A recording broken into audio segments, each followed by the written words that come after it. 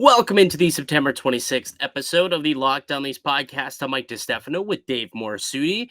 The Maple Leafs had a pair of preseason games this weekend. Yes, Dave, they finally hit the ice. We got to see him in action. One player in particular impressed me. Curious to see who impressed you.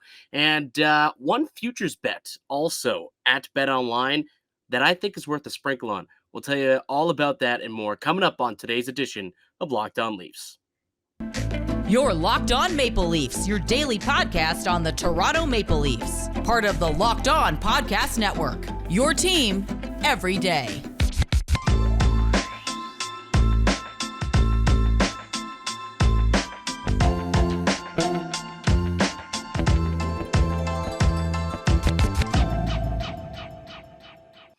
Hello and welcome to the Locked On Leafs podcast, one-stop shop for all things Leafs. I'm your host, Mike DiStefano from TSN 1050 Toronto Radio, also known as Al's brother on TSN's Overdrive and TSN 1050's Leafs Lunch. Joining me, it's my co-host, Dave Morassutti from Sportsnet, also a writer for the NHLPA.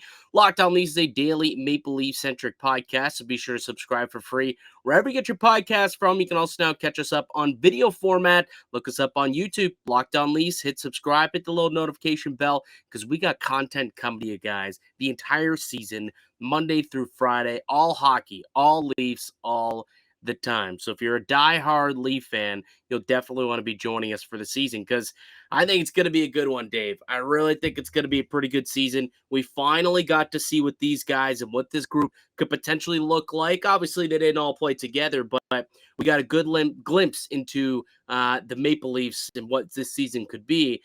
What would you say was something that stood out to you about, let's start with game one, actually. We'll start with game one. We'll break down game one. Then we'll move to game two.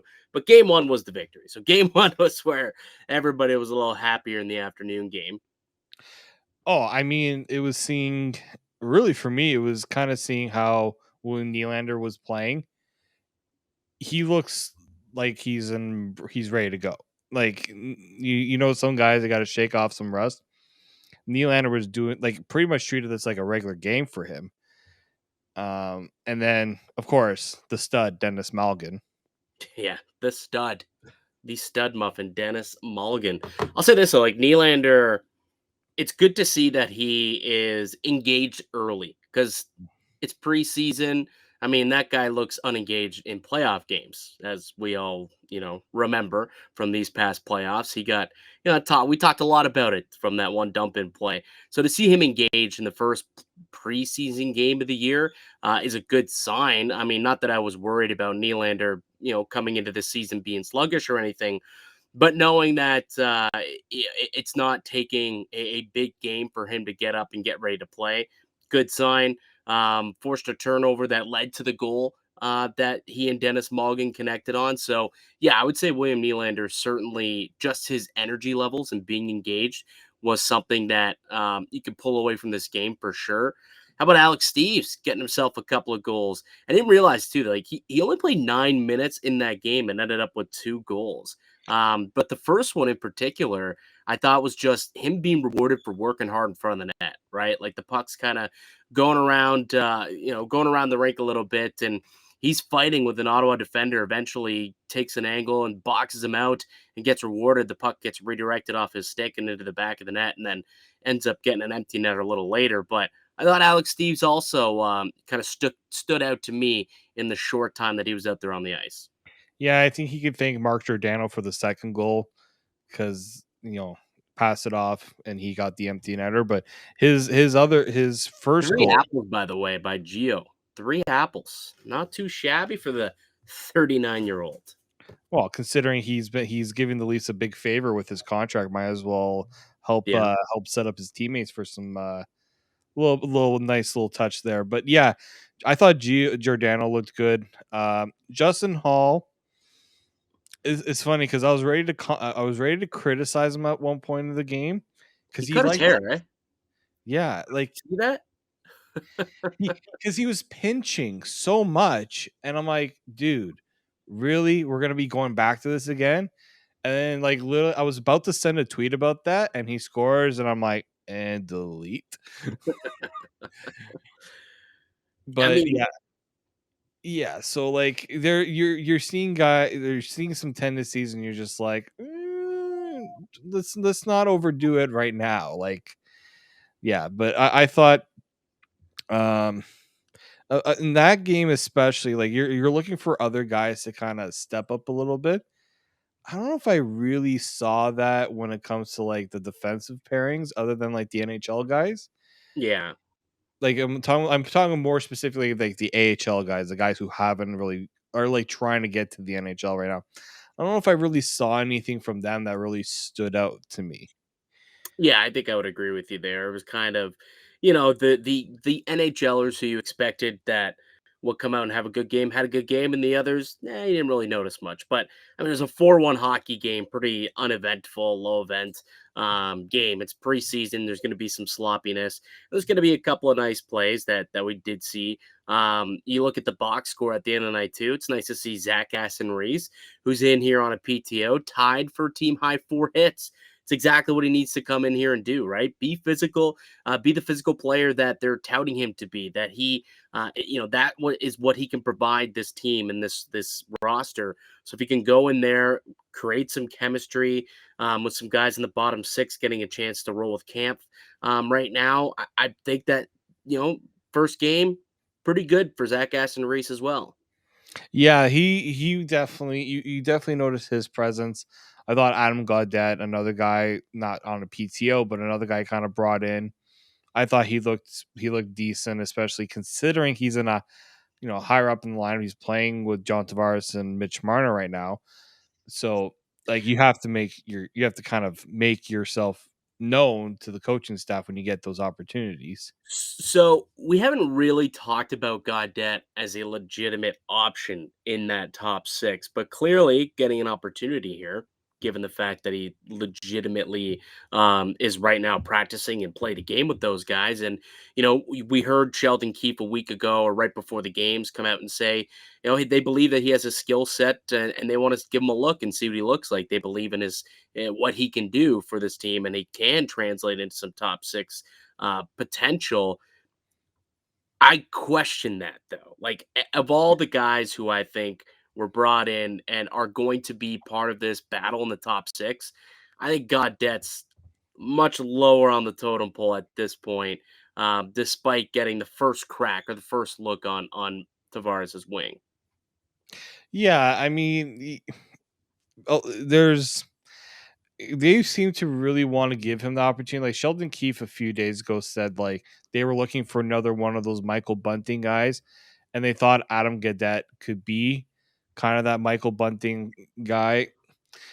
I just don't know if he has all the elements that they're looking for. Like the good thing is he's engaged along the boards, and he's going in and he's trying to make those plays. I don't know if it's just going to necessarily translate completely to what the Leafs want to do with Tavares, because it's different playing with Tavares than it is with Matthews.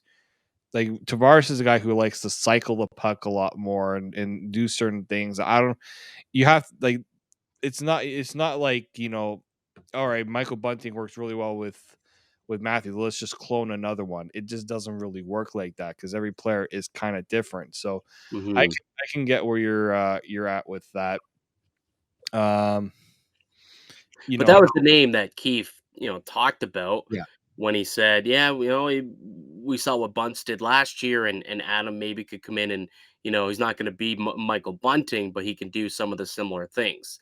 So we'll see. We'll see what ends up happening. But I thought that there was a guy in the second game in particular who I thought did more Michael Bunting-esque things and was on a line with Michael Bunting, who I felt stood out to me more than anybody else. It was in a losing effort, but I thought that he looked really, really good. And I'll tell you who that player is. But first, why don't we hear from one of our show sponsors, David? Athletic Greens is back. Yep, Athletic Greens is back. It's something that I've started to take. Just we're trying to trying. Every day we're trying to figure ways to improve our health.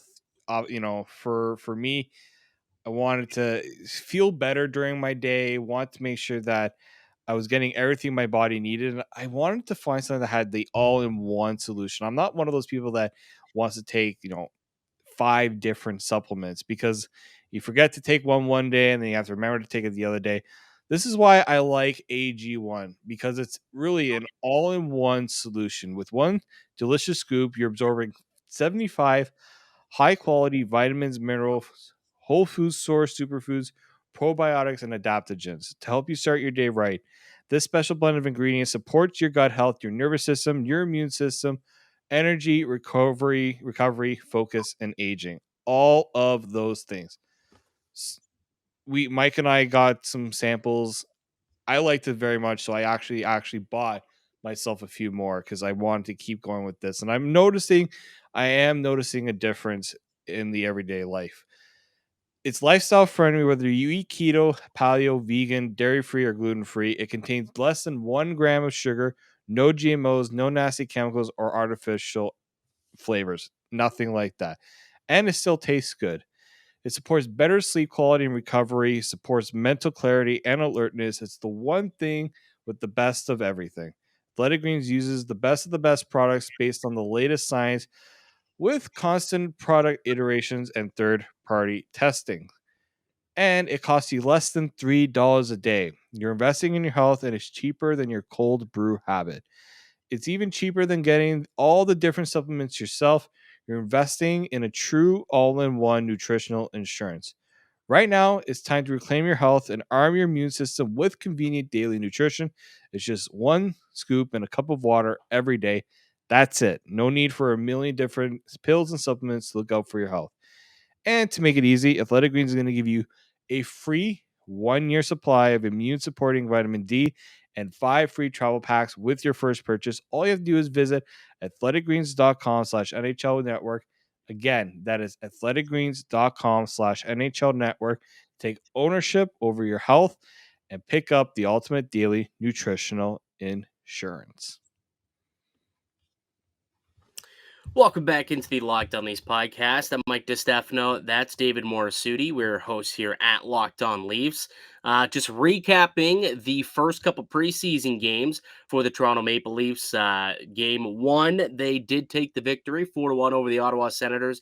Game 2 of the split squad game didn't quite go their way, but I would say that the score is not really indicative of how the game, I guess, went. But the Leafs lost 4-2. However, the guy who scored both of those goals for the Toronto Maple Leafs, one Calle Jarnkrok. That boy Calle, though, as my man Marshawn Lynch once said. A couple of goals, pretty much like the exact same goal, too, from the same spot. It was like low to high in the circle, one-timer, top shelf goal. Like that was basically both goals was the exact same way. But if he's willing to shoot the puck, I mean, he's somebody who maybe could sniff around a top 6 role here. Maybe not with that, that top line with Austin Matthews, Bunting. We assume Marner will get back on that line, but potentially this is a guy who could factor into that second line if he continues to play this way. Yeah, I mean, first off, I think Austin Matthews is going to have a word with him about where he's shooting the puck from. He's like, dude, that's my spot. That's my spot, man. Yeah, It's out of like there. Sheldon in the Big Bang Theory. That's my spot. I'm sure Callie will figure out a different spot. But I was very surprised that he was like that it was the release of that shot. Like just so smooth and just I'm not gonna call it Austin Matthews like, but there was some Austin Matthews-ness to it. Like just how quick and pretty much to the point. He didn't have a lot of time and he made the most of it. But I was impressed with that. And I was, he's also a guy that has, the good two-way ability. That's why they brought him in. He was meant for a defensive guy. But I'm wondering if this and I think it was Luke Fox that brought this up as like, Calle Jarnkrok is a guy that could move up in the lineup to play with For in the sure. top 6. And I was like, didn't really think about that because like we're talking about a player who has a career high of 16 goals. And he's done that twice. He's like usually good for about 15 to 16 goals. That's good for your like third line. That doesn't scream top 6 to me. But then again, it's like he's playing for the Leafs. We've seen guys like David Kampf when he came here last year. People were like, like that's a very underwhelming signing," and he turns out to be a heck of a signing. I think maybe that's what we're gonna get from Calle Jarnkrok, a guy that maybe some people didn't hold too highly in terms of his value, especially because he didn't play great with Calgary. Yeah. And now he's got a chance to kind of turn the page on that and say, well, Toronto's not Calgary. No, and I mean they invested in him, right? He was the only player to receive a multi-year deal this offseason as a free agent. Got 4 years, not 2, Yeah. not 3, 4 years. And outside of Morgan Riley, he's the longest contracted player on the Maple Leafs. So they clearly hold him in high regard and think that he could be a good player for them. And we talked about this when the signing happened. It was almost as if like he's an Alex Kerfoot replacement in a way because he's somebody who can play down the middle if need be, or he could play on either wing. He's got penalty killing ability, and maybe he's not as offensively not that Kerfoot's gifted, but Kerfoot at least he had a 50-point season a year ago. Jarnkrok has not had a 50-point season in his career. The close he came was 35 points back in 2017-18. A couple years ago in 64 games, he had 34 points, which probably would be his best point per game output that he's had in his career. So that's a far cry from the 52 or 51, whatever it was that we saw Kerfoot have a year ago. That being said, to your point, if he's playing with better players and he's given more opportunity, look what we saw happen with Michael Bunting last year, Mhm. right? Michael Bunting was in the minors for all of the season before, for most of it rather. He only had played the last 21 games, I think it was last his final year in Arizona. Other than that, he was in Tucson in the AHL.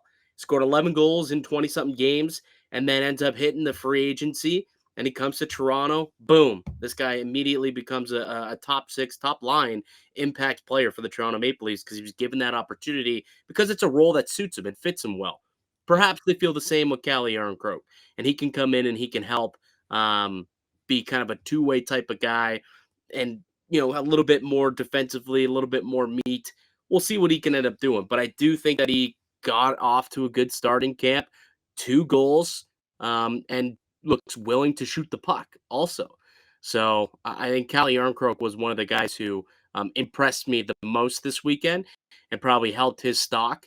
And when we're talking about the competition on the left side, I think Jarnkrok definitely now has Sheldon Keefe thinking, this might be more of a legitimate option than we initially thought. Well, see, this is the part that confused me because he is a right shot. He played on the right side. Does he stay there because that's where he's comfortable with, or is he a guy that can play on his off wing? I believe he's played on his off wing before. Well, I mean, he's played center. He's a centerman. So I would assume that he's okay playing on the left or right side. I'm not Mhm. I know some wingers, especially offensively, they like to be on their natural side. We also know, like, let's say Marner goes back with Matthews, and let's say Yarncroke gets a try with Tavares. Yeah, Nylander has also played on his off wing as well. So I think right. that's something they could do. Um, that's Well, gonna there's also the other conversation of potentially splitting him up and doing a top 9 so that Yarnko could be second line on the right wing and Nylander's third line, like we saw happen at times last year when Engvall, Kampf, and Nylander were a trio there at one point. When and then Kerfoot, Tavares, and Mikheyev were up on that second line. So perhaps Yarncroke, they're thinking, could be that Mikheyev-esque, I guess, player who could second, third line. You can kind of, depending on how things are going, how you want to deploy the troops, he can play either position. Yeah, no, that's definitely true, and I think maybe Sheldon Keefe will give that a try. I mean, this is why this week is very crucial in terms Yeah. of you saw what worked in the splits doubleheader game. Now you're going to see with the next game. I think is on until Wednesday against Montreal. You're probably going to see a totally different look in a lot of ways. and probably a totally different roster too, right? So I'm curious to see what changes come, and it will come probably as early as the next practice, right? They did get Sunday off, Mhm. so they'll be back on the ice the next day, and we'll see how it all kind of shapes up because I do think they like the options and they like the versatility. Gaudette can play center, Jarnkrok can play center, so they could probably move up and down wherever they need to in the lineup. So that's going to be a very crucial element, I think, going into this season, especially if injuries happen. You can at least feel. I'm bringing it up again. I keep bringing it up, but at least I feel more comfortable knowing that guys can move around and play different roles. Yeah. Jarnkrok wasn't seen as an offensive guy.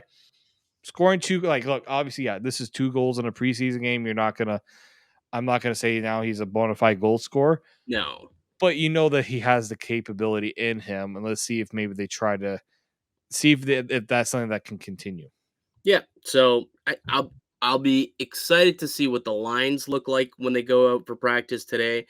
And if Yarncroke potentially maybe they try and line him up with Tavares, see what that looks like. Because now here in camp, like this is a time to try everything, right?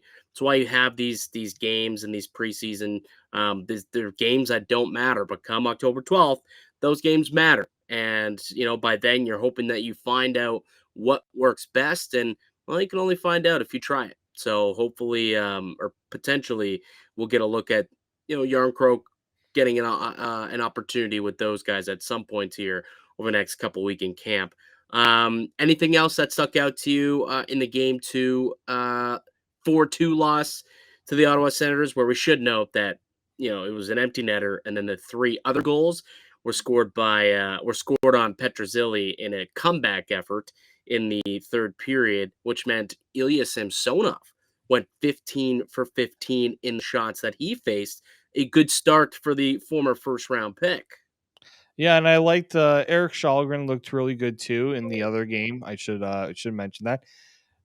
The what concerned me, like I think it was the first goal was off the rush, just bad coverage defensively that left. I think it was the Norris that got that first goal for the Sens. I'm iffy on the order again, but Uh, like the Stutzla goal? Did he score first? Stützle was in the first game. This one, like in the second game, it it was the first goal I remember. It was like off of like a rush, and it was like a tic tac toe sort of play, just bad coverage. The other 2 goals, what concerned me is those were like 50-50 battles that they lost. Yeah. Like we lost, and then the Sens player jumped on it and was able to get to it and score. And there was that one, and then there was also one where a guy was kind of left open on the left. I think the Leafs need to do like if I'm doing a drill this week, it's working on those 50-50 battles. They've lost a lot of it can make or break, especially in a playoff series where you got to start winning these puck battles, and you got to win these battles in front of the net because goaltenders are just like, what am I supposed to do? My guy is just not winning these battles, and rebounds are, yeah, you not every rebound's gonna go in, but it's tough when it's your guy is just constantly losing those battles in front of the net. So that's something I think the Leafs really do need to work on there. And you know what, Jordy Ben and Victor Mete, I didn't have high expectations for them, but I'm okay with them as depth options. And Yeah. Sheldon seems to really like them. Um, so Well, he might have to, like with yeah, the injuries to Liljegren, still, unknown what the outcome's going to end up being with Muzzin. One of these two are going to end up being in this opening night roster potentially. So, and especially if Rasmus Sandin does not report to camp. And look, my projection or my projection prediction. You can use whatever word. I kind of put them together for a sec there, but like my prediction was he'll be back in camp by Tuesday. Well, today's Monday morning, still not there. That makes me a little weary that he's going the dig in the heels route as opposed to the there's an opportunity for me to grab something route, which I don't like very much. Um, but yeah, overall, I thought that Leafs looked okay. There was a win, there was a loss. couple of players stood out to me, and it's preseason hockey. There's not really all that much to break down at the end of the day. Now, a lot of these lines are just chucked out there. It's kind of a blender of sorts. So you can take a couple of things away from these games, but it's not something that you're going to absolutely take the grave with you. But next up, they will play the Montreal Canadiens. That'll be Wednesday, September 28th. And considering it's not a split squad game, we'll probably see something more like some more regulars, I would say, in the lineup potentially, or some more regular lines. I'm hoping that at some point today when they go out there for their skate for practice, we'll get to see what the lineups will look like, and then we'll be able to talk about it a little bit tomorrow. All right, we'll take a break here and we get back really quickly. I was taking a look at. I'm starting to make my bets for the season, some futures. I'm taking a look at the futures board, and there was one in particular at betonline.net that kind of stuck out to me, and I just want to relay some of the reasons why, and then get your thoughts on it, Dave. So we'll talk about that in just a moment. We'll be right back here on the Locked On Leafs podcast. Welcome back to the Locked On Leafs podcast. I'm Mike DiStefano with Dave Morassutti. BetOnline is a tremendous sponsor of this show, but it's also just a great sports book for you to go ahead and make a little bit of cash, some money if you're making some good bets. And one that I like, Dave, and one that I want to have a discussion with you about, and it pertains to the Leafs in a way. I was looking at like the team totals, and Toronto's team total is 107.5, which is really high. But that is their team total. Florida's is 105.5. I know Florida's coming off of a terrific season, and they're a team that just won the President's Trophy, but I like the under. I like the under 105.5. I think the Florida Panthers got worse this summer. They made a couple of trades. They sent out two big pieces of that team in Mackenzie Weegar and Huberdeau to acquire Matt Tkachuk. And I think that they're just really thin. The depth isn't quite there, and they're going to be super reliant on a healthy Aaron Ekblad, because if Ekblad gets injured, do you know what that blue line looks like, my guy? Not very good. It is not good at all, because if Aaron Ekblad goes out, that's going to be really a rough blue line. Like right now, it stands as Gustav Forsling and Aaron Ekblad. That's their top pair. It's a Lucas Carlson and a Radko Gudas, and then Mark Stahl, who's in there right now on a contract, along with Brandon Montour as their third pair. Not overly inspiring for a team who you would think, coming off a season where they won a President's Trophy, says to themselves, we're ready to take the next step and win a Stanley Cup. That is not a Stanley Cup worthy blue line. It's worrisome considering their goaltender is very, like Bobrovsky. Who knows what you're going to get from that guy in any given season? He's usually good one year, bad one year. He wasn't bad last year. So now in front of that poor blue line, I'm curious to see what they're going to be all about this year. But I don't think, like, they'll be competitive and they'll probably make the playoffs, either as a wild card team or third in the Atlantic. But 105 points seems a bit high for me. I like the under as the bet. Yeah, I'm not a big believer of the Panthers either, unless their goaltending is like super, like can cover up how putrid that defense could potentially be, or they're going to be scoring a lot of goals and not playing a lot of defense. It's good. I mean, they did score. They were a team that scored a lot last year. They also lost. Huberdeau was a big part of that. He made other player. Yes, I know you got Tkachuk. 115 points Huberdeau did. Like, he was a distributor. He was a guy that got other players on the board. So I don't know. It was just a very weird offseason for the Panthers where, like, I get you get a chance to go and get Matthew Tkachuk, who's younger and a little bit more marketable, I guess, for the Panthers, but what it cost them, I was still bullish on that deal. So they're a team that I believe should be taking a step back.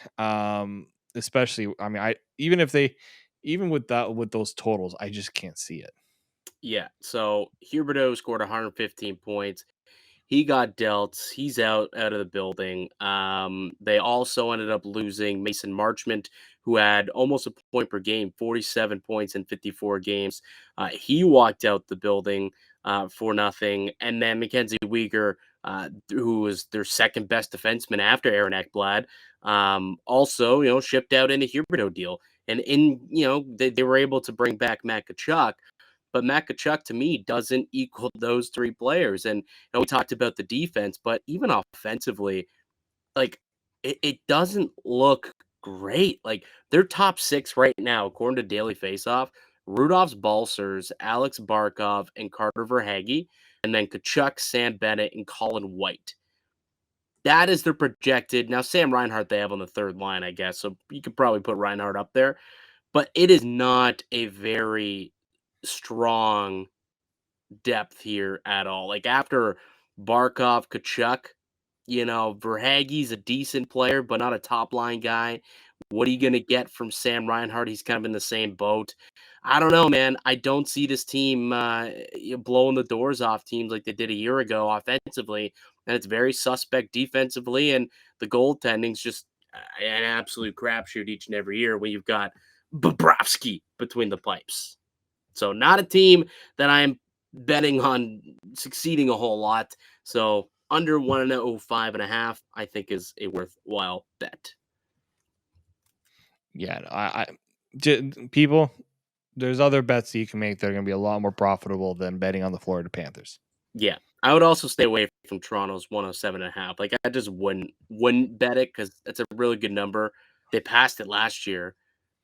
And they could very well go over the total and go over that number because I think that they're, you know, arguably the same, if not maybe a little better. And you think about a team like Florida falling behind a little bit, some points to pick up, but then they also have some other teams in the division who, got a little better. The Ottawas, the Buffaloes, the Detroits of the world.